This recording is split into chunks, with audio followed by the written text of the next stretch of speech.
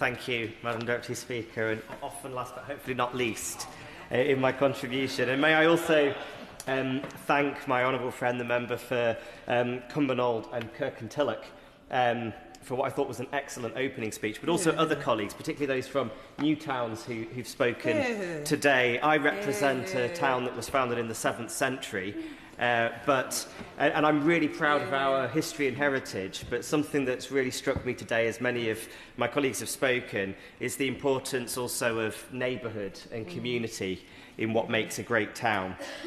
This government's plan to build 12 new towns is a positive change from the short-termism, lack of ambition and decline that we've experienced over the past decade and a half.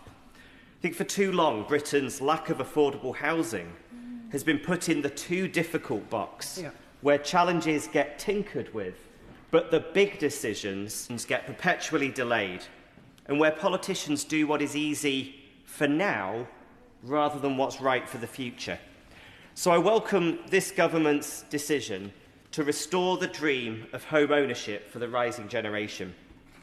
New towns, new transport infrastructure in the north announced yesterday, and new homegrown clean energy that will over time mean that energy bills make up a smaller share of a household's income, a new Britain.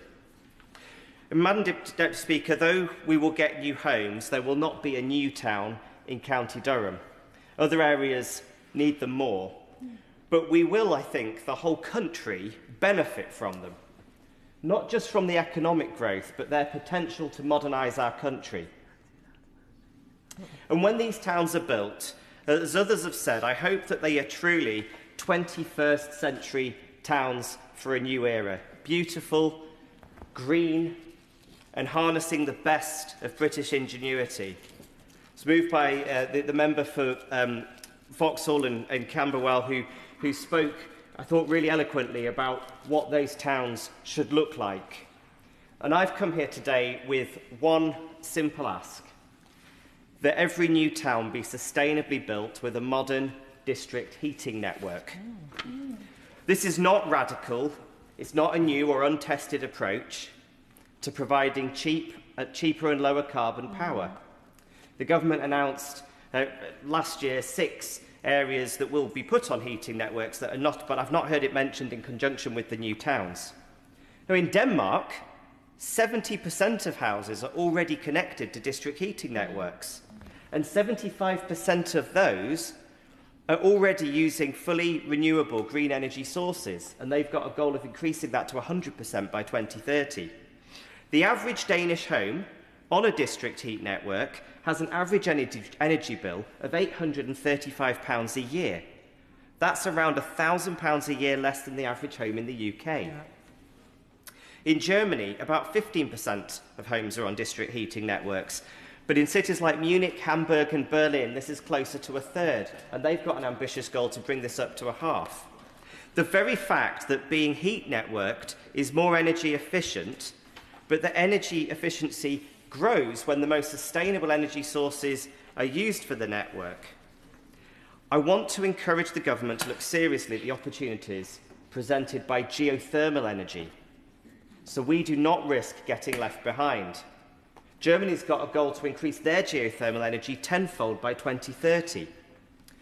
This can mean deep geothermal, where deep wells bring water to the surface at a very high temperature, such as the Eden project, or United Downs in Cornwall, or Stoke-on-Trent's heating system, or in Southampton, where a city heating network draws from deep geothermal wells, a project that I believe was set up by the Minister for Energy Security when he led Southampton Council.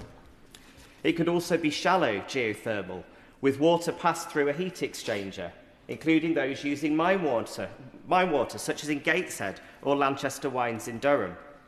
Geothermal can be done anywhere, but 3 of the new towns lend themselves particularly well to this because of their geology. Those are Manchester Victoria, Leeds South Bank and Adlington, though having listened to the contribution of my honourable friend, the member for Macclesfield, I can suggest other alternatives where the geography is even more advantageous. So the use of geothermal and heating networks would be also beneficial to the UK's just transition from oil and gas, since we have skilled workers in drilling and pipelines. And the National Geothermal Centre and Durham Energy Institute are world-leading in this area and on hand to work with the government to develop the right solutions.